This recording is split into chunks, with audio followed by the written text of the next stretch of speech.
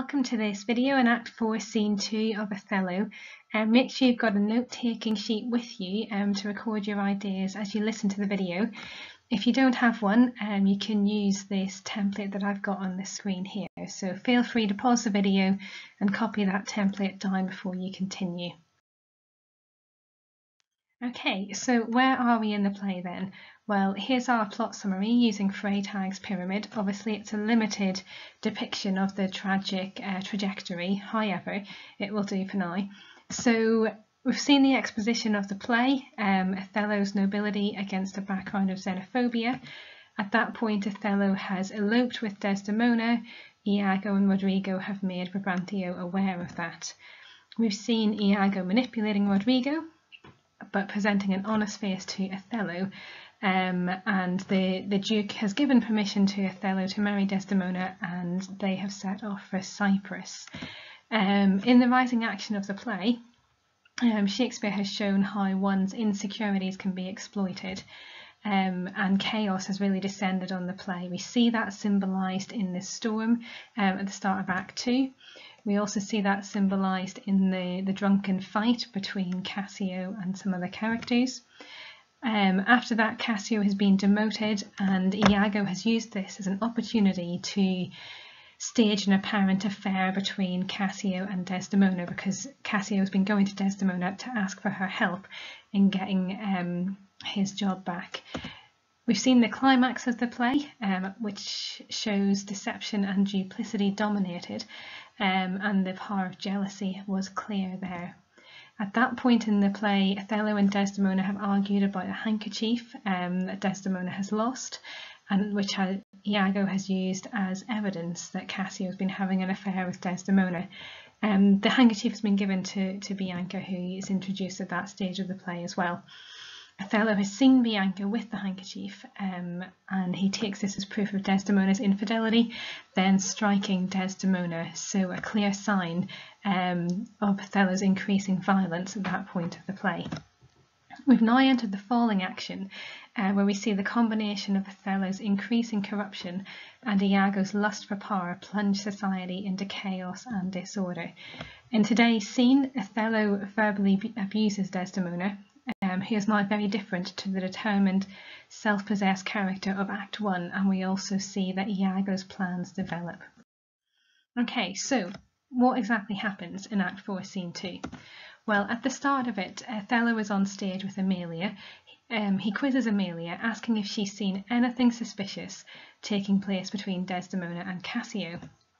Emilia absolutely denies that anything has happened, but Othello dismisses her testimony, saying that she's a simple bawd. He majorly underestimates Emilia here, which may be as a result of him increasingly accepting Iago's misogynistic views. Desdemona then enters, and Othello tells Emilia to guard the door. When Emilia leaves, Desdemona falls on her knees to ask Othello what is wrong. We might remember that Iago fell on his knees for a different reason before Othello earlier on. Iago did that in order to pledge his love to Othello. Here, Desdemona, I suppose in a way, is pledging her love again, but she's asking for his forgiveness perhaps, but also asking him to explain what's happening. Othello's responses from Desdemona's perspective are very cryptic. He accuses her of infidelity, using foul language as he does so. Othello tells Desdemona to damn herself twice, once by committing infidelity, which he thinks that she has already done, and a second time by swearing that she hasn't done anything. Othello then calls for Emilia to return, and he leaves her with the now faint Desdemona.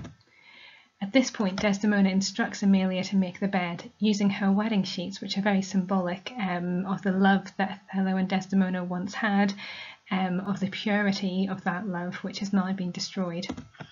Iago then enters and asks what has happened. He pretends to be compassionate for Desdemona's grief. Through the use of dramatic irony, the audience obviously know that this is a facade. Emilia becomes more outspoken and complains vociferously about whoever has slandered Desdemona, whilst Desdemona asks Iago's advice of how to win back her husband. Iago reassures Desdemona, and the women leave the scene.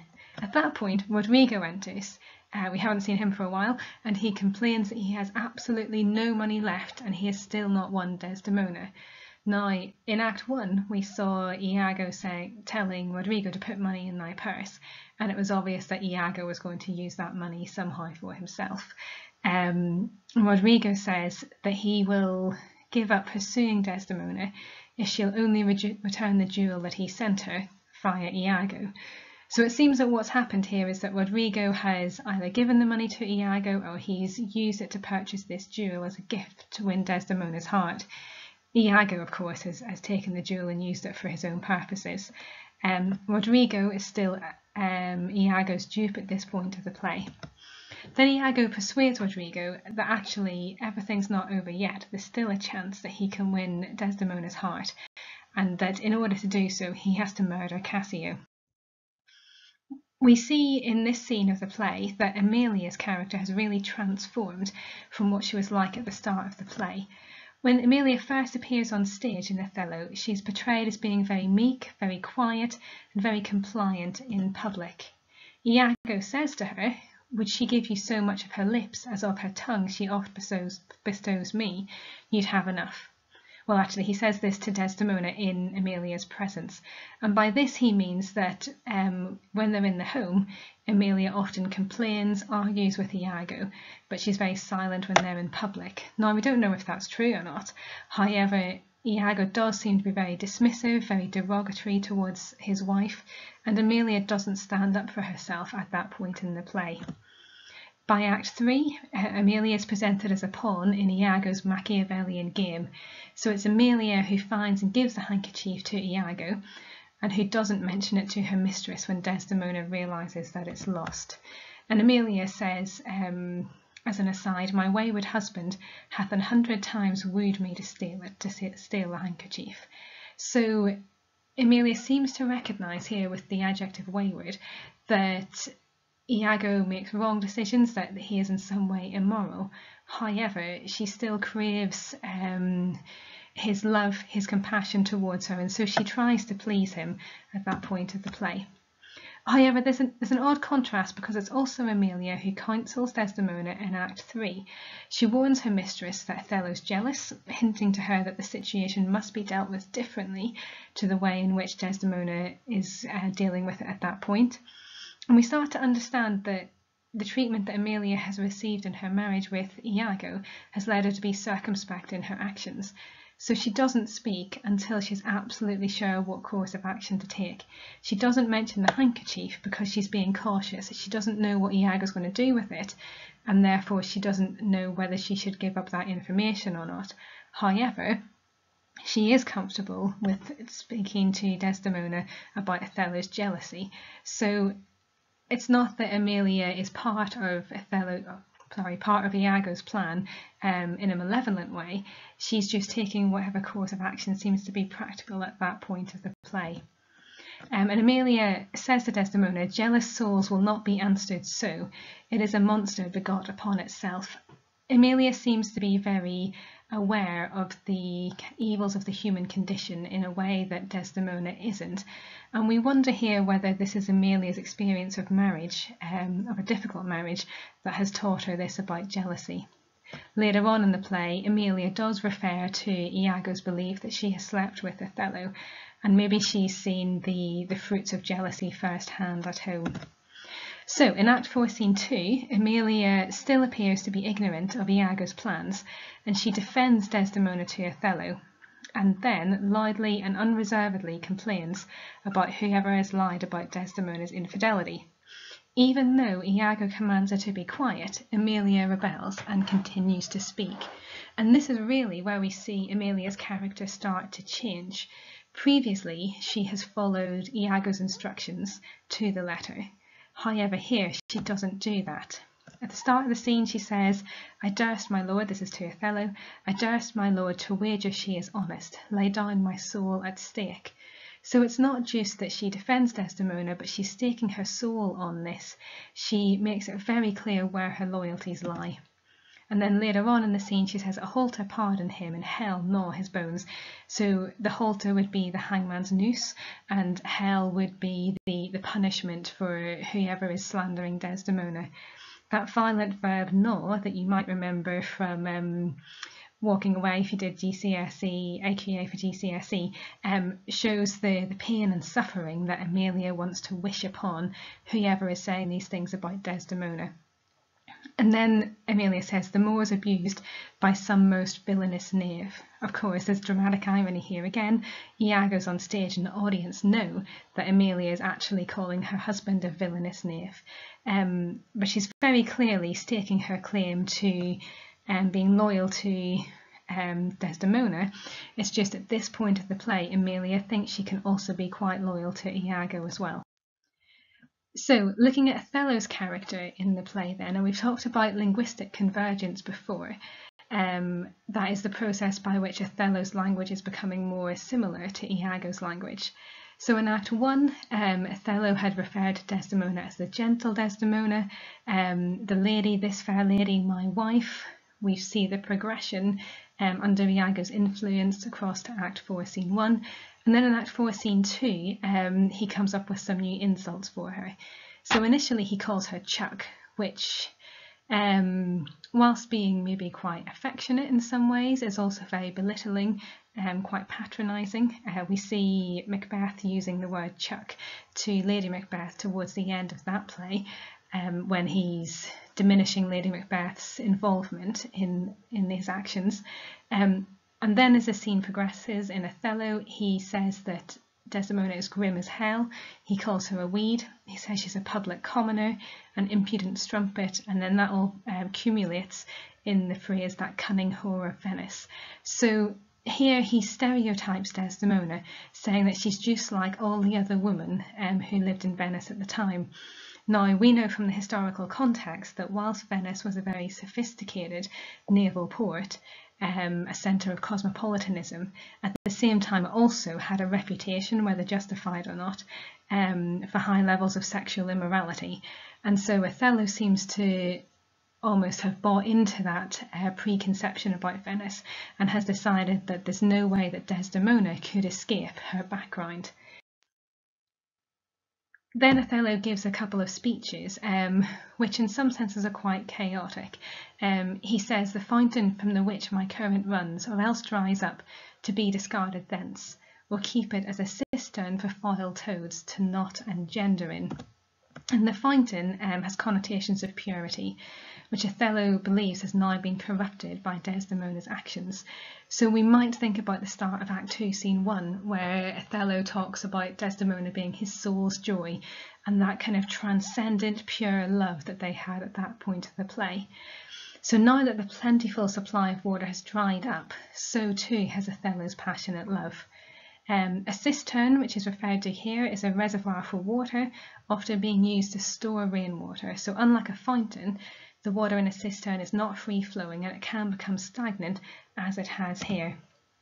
The adjective foul, which again you'll remember from Macbeth, fair is foul and foul is fair, stands in stark contrast with Othello's earlier statement that Desdemona is his soul's joy. So instead of this transcendent love again, which elevated Othello's existence, we see a very debased attitude to romance. And like Iago, Othello now sees love as being no more than an animalistic instinct for reproduction.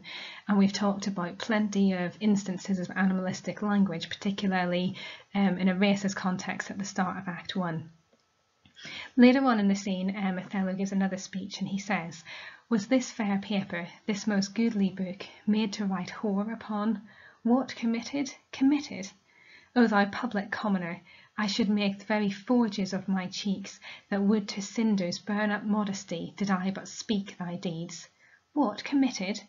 Heaven stops the nose at it, and the moon winks. The bawdy wind that kisses all it meets is hushed within the hollow mine of earth, and will not hear it. What committed? Impudent strumpet. So, as we approach the end of the play, Othello's language, you'll have noticed already, becomes more repetitive. So here he repeats Desdemona's words committed.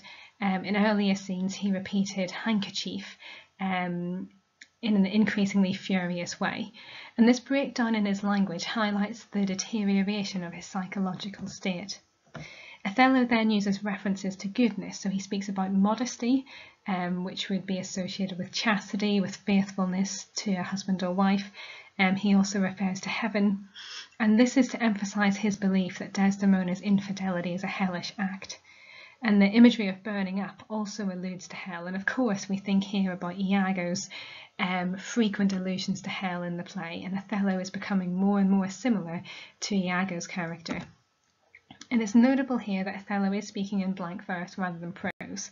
So we've spoken earlier, particularly about the fight scene in Act 2, and we've talked about how prose often signals the entry of chaos into the play. So it would seem to be logical that Othello would speak in prose increasingly towards the end of the play.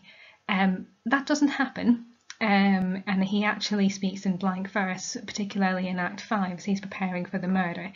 And the reason for this is that Shakespeare wants to elevate the tragic hero, to give his language a kind of importance and status in the play, and to emphasise the grandeur, I suppose, of his character at the end.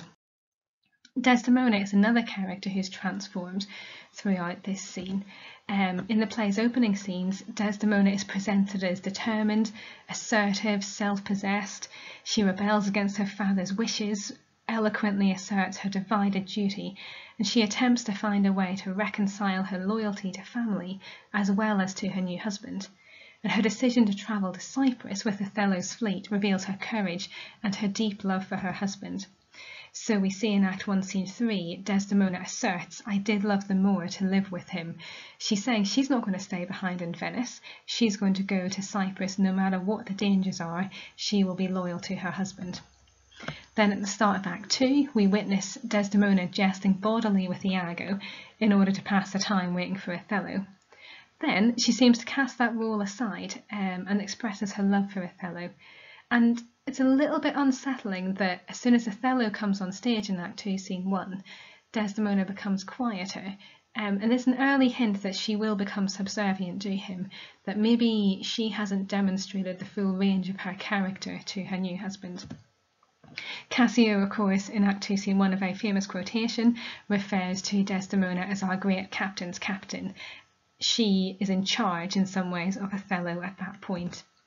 Desdemona says to Iago at the start of Act 2, "What wouldst thou write of me if thou shouldst praise me?" So it seems a little bit flirtatious. She's seeking compliments from Iago while she waits for Othello. By Act 4, Scene 2, Desdemona is very compliant, if also very confused.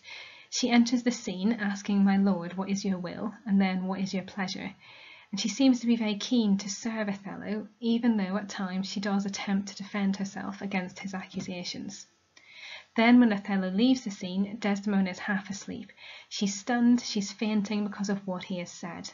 In terms of staging, this is a stark contrast to the opening scenes of the play, where she stood proudly centre stage and declared her love. Then towards the end of the scene we're looking at today, Shakespeare heightens the audience's feelings of pathos towards Desdemona. She pleads with Iago, asking, "What shall I do to win my lord again?" and insists that his unkindness may defeat my life, but never taint my love. And the visual juxtaposition of the malevolent, remorseless villain with his innocent victim is a clear reminder here of the power structures of this section of the play. Iago is in the ascendant, and Desdemona is left without any agency at all. So when we're looking at text and when we're writing about it, we need to balance our understanding of the big picture with the finer details. And I've illustrated this here with two images of my favourite place, of Lindisfarne, and you'll see the bottom picture is the finer details, whilst the top picture represents that big picture, those key concepts which underlie the play. So in this scene, Shakespeare reveals the extent of Iago's malevolence, thus highlighting man's limitless capacity for revenge. We also see that Shakespeare presents Desdemona as increasingly silenced by the male characters, thus exposing the unjust treatment of women within a patriarchal society. Shakespeare also portrays Emilia as increasingly outspoken. However, she is also challenged and dismissed by Iago, indicating how subversive voices can be silenced by those in power. And finally, Shakespeare continues to present Othello as being deceived by Iago. that the villain's motivations arguably stem from his racism, which we've seen established very clearly at the start of Act 1, suggests that Shakespeare's intentions are to expose and critique such viewpoints. If you look at the way that these sentences are constructed, you'll see that actually I've followed quite a rigid pattern here.